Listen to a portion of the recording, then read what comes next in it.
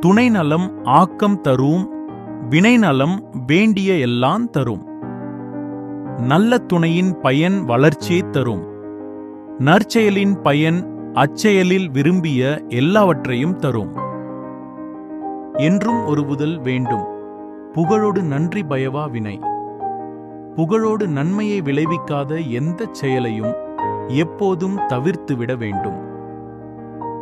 ஓதல் வேண்டும் ஒளிமாழ்கும் செய்வினை ஆதும் என்னும் அவர். மேன்மேலும் உயர்வடைவோம் என்று கருதுபவர் தன் புகழை மங்கச் செய்யும் செயல்களை தவிர்த்துவிட வேண்டும்.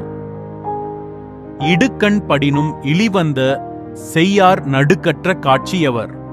தெளிவான அறிவுடையோர் துன்பத்தில் துவளும் பொழுதும் அதிலிருந்து விடுபட எந்த இழிவான செயலையும் ஒருபோதும் செய்ய மாட்டார்கள். எற்றென்று இறங்குவ செய்யற்க செய்வானேல் மற்றென்ன செய்யாமை நன்று. இதைச் செய்துவிட்டோமே என்று பின்னர் வருந்துகின்ற செயல்களை தவிர்க்க வேண்டும். ஒருவேளை தவறுதலாகச் செய்துவிட்டால் மீண்டும் அச்செயலைச் செய்யாமல் இருப்பது நன்று. ஈன்றால் பசி காண்பான் ஆயினுஞ் செயற்க சான்றோர் பழிக்கும் வினை.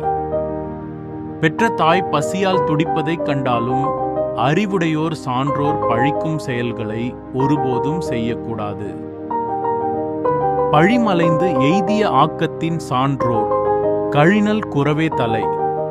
தவறான செயல்கள் மூலம் சேர்த்த செல்வத்தை விட சான்றோர்களின் வறுமையே சிறந்தது.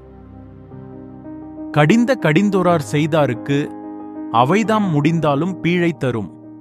சான்றோர்கள் கண்டித்து வேண்டாம் என்று ஒதுக்கிய செயல்களைச் செய்து வெற்றி கண்டாலும் அது துன்பத்தையே தரும். அழக்கொண்ட எல்லாம் அழப்போம், இழப்பினும் பிற்பயக்கும் நற்பாலவை. தீச்செயல்களால் பிறரை அழவைத்துச் சேர்த்த செல்வமெல்லாம் நாம் அழும்படி நம்மை விட்டுச் செல்லும். நற்செயல்கள் மூலம் பெற்ற செல்வத்தை இழந்தாலும் அவை மீண்டும் வந்து பயன் தரும். சலத்தால் பொருள் செய்தே மார்த்தல் பசுமண் கலத்துள் நீர் பெய்திரி எற்று.